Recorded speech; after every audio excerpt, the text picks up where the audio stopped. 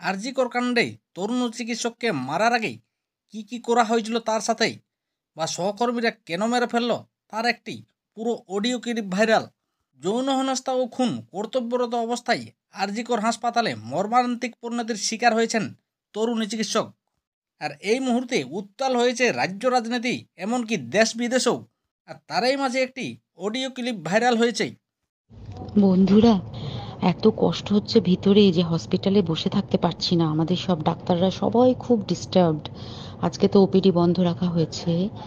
তোরা জানিস সমস্ত ঘটনা শুনলাম, যা যা মানে সত্যিকারের ঘটনা, যেটা আরজিকরের ভিতরের যে ডাক্তার তারা তাদের বন্ধু বান্ধব মারফত এটা ছড়িয়ে এসছে আমাদের কাছে। অ্যাকচুয়ালি যেটা ঘটেছে সেটা হচ্ছে, আমি শুনে তো বিশ্বাস করতেও নিজেকে কেমন লাগছে রে।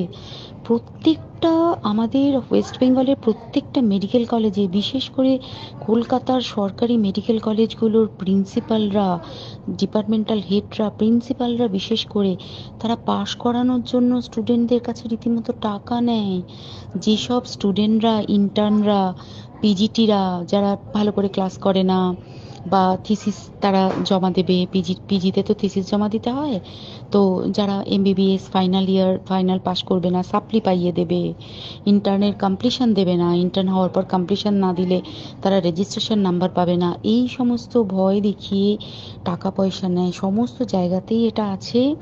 এর মধ্যে সব থেকে নিকৃষ্টের থেকেও নিকৃষ্টতম হচ্ছে সন্দীপ ঘোষ, প্রিন্সিপাল, যে তোর আমাদের কি বলে আরজিকর মেডিকেল কলেজে। সেখানে ভাব যে ওনার একটা বিশাল নেক্সাস ছিল, যাতে উনি বেশ কিছু ইন্টার্ন, হাউস স্টাফ এদেরকে দিয়ে ওই নেক্সাসটা চালাতেন। তারা ওখানে একটা সেক্স র্যাকেট চালাতো, তারা একটা ড্রাগ র্যাকেট চালাতো। ড্রাগ র্যাকেট মানে ওই যে ওটাতে বলেছে না, ড্রাগ মানে শুধু ওই হেরোইন আর ব্রাউন সুগারের ড্রাগ খাওয়া বা মদ খাওয়া নয়। ড্রাগ মানে হচ্ছে যে কম দামি, কম টাকায় যে ওষুধ পাওয়া যায়, যে ওষুধ, ওষুধ না জল ভগবান জানে, সেই ওষুধের কোটি কোটি টাকায় যে টেন্ডার বেরোতো, সেই ওষুধ নিয়ে ওষুধ কোম্পানিগুলোর কাছ থেকে কোটি কোটি টাকা, সেই সমস্ত টাকার একটা বড় অংশ যেত পার্টি ফান্ডে। বুঝতেই পারছিস তাহলে। সেই জন্য পার্টির একদমই কাছের উনি, পার্টির একদম খোদ ওপর লেভেলের একদম আসল জায়গাকার কাছে। তো এবার উনি এই যে নেক্সাসটা চালাতেন, তাতে রীতিমতো কোন ইন্টার্নকে উনি পাশ করাবেন, কোন পিজিটেকে উনি থিসিস কমপ্লিট করাবেন, সেগুলো সব ভয় দেখিয়ে টাকা নিতেন। আর তার হয়ে কাজ করতো ওই ইন্টার্ন হাউস স্টাফের একটা পুরো বড় নেক্সাস। এবার এই মেয়েটির যে পিজিটি, মেয়েটি অত্যন্ত ভালো, সে তার থিসিসটা কমপ্লিট করাবে না বলে হুমকি দিচ্ছিল। সে এটা জানতে পেরে গিয়ে বলেছিল যে আমি এরকম কোনোভাবেই মেনে নেব না, আমি এর বিরুদ্ধে আমি যাব এবং আমি এর বিরুদ্ধে সব ফাঁস করে দেবো। তখন তাকে রীতিমতো ধমক দেওয়া হচ্ছিল। এটা চলছিল লাস্ট 6 মান্থস ধরে। 6 মাস ধরে তাকে হুমকি দেওয়া, তার প্রতি বেশি বেশি প্রথমের দিকে কি করছিল, অত্যাচার করছিল। কিরকম, বেশি বেশি করে নাইট ডিউটি দিচ্ছে, at a stress 36 hours duty, বেশি বেশি করে নাইট, বেশি বেশি করে খাটানো। এবং এগুলো সব জানে ডিপার্টমেন্টাল হেড, চেস্টের যে ডিপার্টমেন্টাল হেড সেও জানে, সিনিয়র পিজিটিরা সবাই জানে। প্রিন্সিপালের নির্দেশেই হচ্ছে এবং ওনার নেক্সাসের ছেলেমেয়েরাই কাজ করছে। তারা 6 মাস ধরে এটা করেছে। করার পরেও যখন ওকে আটকাতে পারেনি, তখন কি করেছে, ওই দিনকে ওরা ঠিক করেছে, যে দিনটাতে এই ঘটনাটা ঘটেছে, সেদিন কতখানি প্ল্যান্ড এবং গট আপ গেম দেখ। সেই দিন ওই ঘরে, ওই সেমিনার রুমে প্রত্যেক দিনই 4 তলার আরও অনেকেই যারা সিনিয়র পিজিটি বা জুনিয়র পিজিটি, তারা কিন্তু বিশ্রাম নিতে যেত, অনেকেই ওই ঘরে যেত। সেই দিনকে ও একা, ওকে বলেছে তুমি ঘুমিয়ে পড়ো, ওকে একা রেখে এসেছে। বাকিরা কাউকে যেতে দেয়নি, বলেছে ওই ঘরে আজকে ঘটনা ঘটছে, কাজ হচ্ছে, ওই ঘরে কেউ যাবে না। ওই ঘরে সেই দিনকে ওর সাথে যখন খাওয়া দাওয়া করেছে বাকি 4 জন, সেই 4 জনের মধ্যে একটি মেয়ে পর্যন্ত ছিল। সে কিরকম মেয়ে চিন্তা কর। এরা ডাক্তার না জানোয়ার জানি না, আমি জানোয়ার বললেও জানোয়ারদের অপমান করা হয়, কারণ জানোয়ার সমাজে এরকম কাজ হয় না। তো ডাক্তার না কি আমি বলতে পারবো না। সেই ইন্টার্ন মেয়েটি আরেকটি ইন্টার্নের গার্লফ্রেন্ড। তো তার সাথে ওই পিজিটি মেয়েটি প্রচুর ঝগড়া হয়েছে। ঝগড়া হওয়ার পরে তারা তো হুমকি টুমকি দিয়ে চলে গেছে, দিয়ে তারপর বলেছে তুমি ঘুমো। এবার ও তো আর জানে না, ভালো মনে শুতে এসেছে।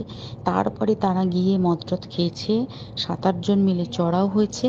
এবং তোরা জানিস যে প্রথমে তার হাত দুটোকে দুপাশে দুজন ধরে রেখেছে এবং সেই কাজে সেই মেয়েটিও সাহায্য করেছে, ইন্টার্ন মেয়েটি। দুজন ওকে পা দুটোকে টেনে জরাসন্ধের মতো ছিঁড়ে ফেলেছে, মানে ছেঁড়ার মতো করে টেনেছে, যাতে পেলভিক বোন ভেঙেছে, গলার বোন ভেঙেছে। মানে কি বিপর্যস্ত, মানে বিধ্বস্ত, কি নৃশংস অত্যাচার করেছে। ওকে উল্টো দিক করে শুইয়েছে, পিঠের ওপর দিয়ে বুট পরে হেঁটে গেছে, মাথাটাকে এমন থেঁতলেছে যে মানে স্কাল ফাল রাপচার হয়েছে। এই সমস্ত করার পরে শ্বাসরোধ করে তাকে মেরেছে। মেরে তারপরে আরো যেটা আরো ভয়ঙ্কর, যে একটা মৃত মানুষকে মিনিমাম ডিগনিটি দিতে জানে না, তারা নিচে এসে দেখেছে ওই সঞ্জয় তখন বসে মদ খাচ্ছিল অন্য আরো গ্রুপ ডি স্টাফদের সাথে। সঞ্জয় ছেলেটা হচ্ছে তার কাটা সঞ্জয় বলতো ওরা, ওকে বলে ফল গাই। মানে ওর একটু ওইসব আলুর দোষ আছে, ও যত্রতত্র যখন তখন প্রস্টিটিউট এলাকায় যায়। এবার দেখেছে যে একে দিয়ে যদি একটা রেপ করিয়ে দিতে পারি তাহলে ঘটনার মোড়টা অন্যদিকে ঘুরে যাবে। এইবার ওকে বলেছে যা, সেমিনার রুমে তোর জন্য রেখে এসেছি, যা তুই এবার গিয়ে কাজ করে দিয়ে আয়। ও এসে ওই ডেড বডি খেয়ে রেপ করেছে, যাতে তার ভ্যাজাইনাতে সিমেন্ট পাওয়া যায়। তো এবার এই হচ্ছে, প্লিজ আমি নাম করে ফেললাম সব কিছুই। কতজন আমি যে নামগুলো পাঠিয়েছি এই সব ডাক্তাররা, এরা সব জড়িত জানিস। কিন্তু কেউ কোনো প্রমাণ নেই, প্রমাণ লোপাটের জন্য সেদিনকে ওই ইন্টার্ন এবং ডাক্তাররা যে ওইখানের যে বাথরুমটাতে হাত পা ধুয়েছে, রক্ত ধুয়েছে, সেইটাকে সাত তাড়াতাড়ি প্রমাণ লোপাটের জন্য ওই দেওয়ালকে ভেঙে দিয়ে তার মানে ওই বাথরুমের জায়গাটাকেই ভাঙতে হচ্ছে ওদের। ওখানে নাকি ওরা রুম বানাবে, কালকে দেখেছিস তোরা খবরে। আর বেশি বলতে পারছি না, মানে তোরা তো সবাই প্রোটেস্ট করিস, আমরা তো আমাদের দিক থেকে করছি, কিন্তু কিছুই হবে না, এই পোড়া দেশে কিছুই হবার নেই, শুধু ভেতরে ভেতরে গুমড়ে গুমড়ে কষ্ট পাওয়া। আর আগামী প্রজন্মের যে ডাক্তাররা বেরোবে, তারা যে ইন্টার্ন বা পিজিটি বা এই যাদের কাছে আমরা যাব ভবিষ্যতে, তারা কি ডাক্তার না কি আমি জানি না, কি নিয়ে তাদের কাছে আমরা যাব আর কি করেই বা আমাদের পরের প্রজন্মকে আমরা সুরক্ষিত রাখবো। আপনারা শুনলেন সেই অডিও ক্লিপটি। তবে সত্যিই কি এই অডিও ক্লিপটির সত্যতা আছে না সম্পূর্ণ ফেক, তবে তা কিন্তু সময় বলবেই। যদিও বিষয়টি বিচারাধীন রয়েছে, অন্য কোনো মন্তব্য করা ঠিক নয়। তবে অডিও ক্লিপের সত্যতা যাচাই করেনি নিউজ বাংলা ইউটিউব চ্যানেল